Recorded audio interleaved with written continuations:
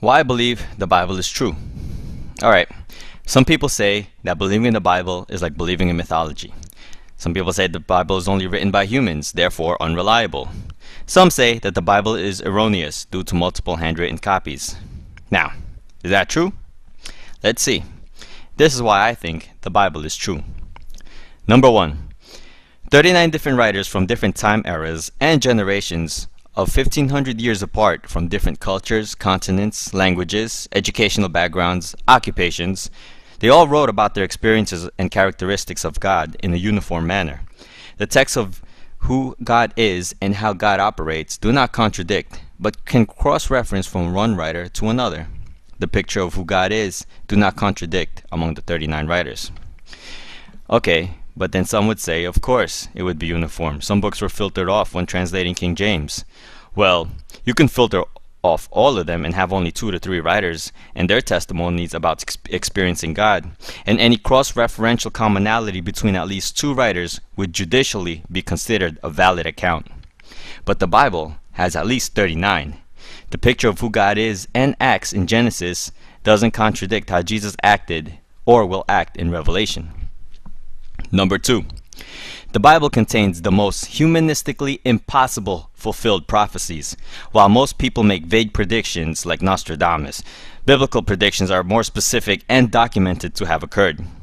Here's just a few.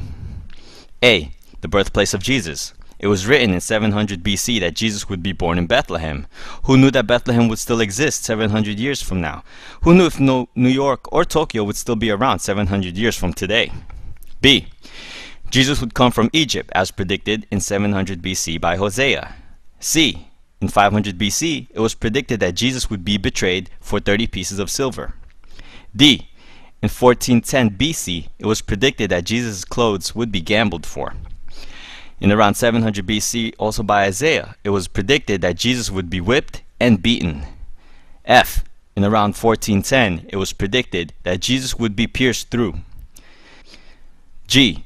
Also in around 1410, through the Psalms, the Messiah would not have any broken bones. H. After death, he would be buried in a rich man's grave, also predicted in 700 BC. See, Jesus actually fulfilled more than 48 prophecies. The chances of filling just 8 of those prophecies, such as those mentioned above, by any human would be 10 to the 17th power. That's like the chances of filling the entire area of Texas with 2 feet of silver dollars, marking one coin, randomly dropping it anywhere in Texas, blindfolding a person, and then have that person randomly choose one coin, and that one coin would be the marked one. If Jesus was faking the prophecies, would he have the power to manipulate where he was born, events of his life, or where he would die? Okay, so what if those prophecies were just inserted in the Old Testament? Well, that's what many thought until the Dead Sea Scrolls were found. In the scrolls were the writings of the Old Testament, verifying today's versions are well preserved. How did they know they were not manipulated? Within those scrolls were coins, currency dating 100 years before Christ. No one had touched or manipulated those scrolls ever since. Why? Because if that had been the case, all the money from that civilization would have been confiscated. 3. The Gospels are accurate. How do we know the Gospels are accurate? A. At a time when followers of Christ were being killed, would the disciples decide one day to make up a figure and pretend Jesus fulfilled all those prophecies? Would people die for something they knew was a lie? B. At a time when followers of Christ were being killed, would people continue to mass-produce manuscripts about a resurrected Jesus, knowing that believing in such would cost them their lives? C. At the time, there were enough witnesses to see Jesus die, and also to see Jesus resurrect. Thus, in the process and reproducing of manuscripts, if Jesus didn't resurrect, would not someone have edited it to show what actually happened? That Jesus really probably didn't resurrect? Same as 9/11. If someone wrote something wrong, it would easily be edited out before further production. But there are a lot of manuscripts. D. Even though a variety of people have recorded different aspects of an event, it doesn't nullify that the events didn't happen. Just because people have different accounts of what happened to them during 9/11 doesn't mean 9/11 didn't occur. Just because people have different accounts of what happened when Jesus lived, died, and resurrected doesn't mean they didn't occur. Remember, the commonality among multitudes of accounts verify that the details of a certain event is real. E. If the disciples made up the Gospels, they could have easily used more popular names such as Peter, Mary, or Andrew, but instead they chose a tax collector and a fisherman. F. While the manuscripts in our history books, such as the Gallic Wars, Pliny's Natural History, Plato, Tacitus's Annals, are all based on only 7 to 20 manuscripts, and the earliest we find are dated 1,000 years after the event's occurrence, the Bible's events are based on 50,000 plus manuscripts, and the earliest dating is only 50 years after the events of the Gospels. The book of John is found in Egypt. The earliest manuscript we have is 125 AD.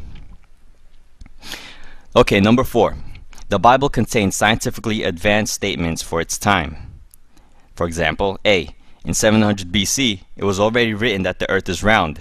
By the way, in Hebrew, the word circle came from a word that means spherical. The word sphere didn't exist in 1612. B. In 2000 BC, it was already written that the earth hangs on nothing and sits on nothing, while some people believed Atlas or an elephant carried the earth. C. In 600 BC, Jeremiah already wrote that the stars are innumerable. Ancient scientists such as Hipparchus and Kepler thought that the stars could not be numbered. Not until a telescope was invented was the Bible proven correct. D. In 2000 BC, someone had already recorded there are underwater springs. How would anybody have known that? C. Around 935 BC, King Solomon recorded that the winds travel in circular motion. How would he have known that without meteorologists' analysis on TV? F.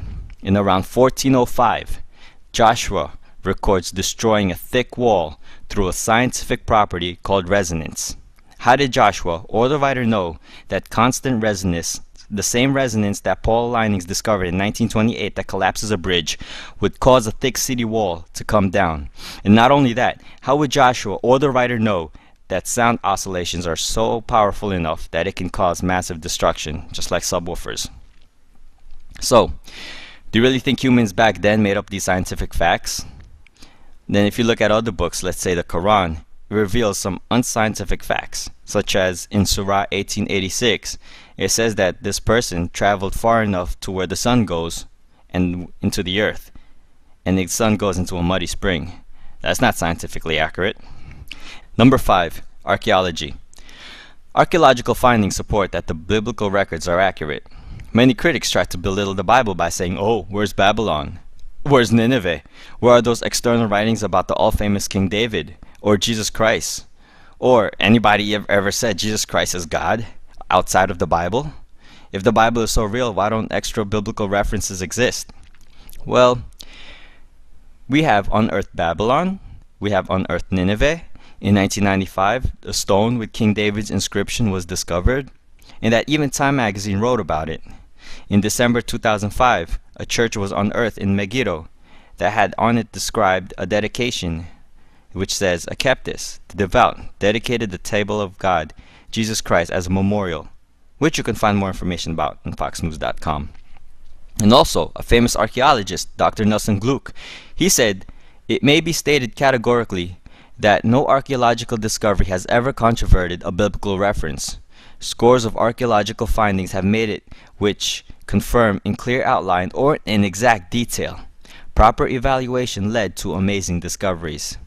See, the Bible's accuracy is so well trusted by many archaeologists that it even has been used as a map to make many more discoveries.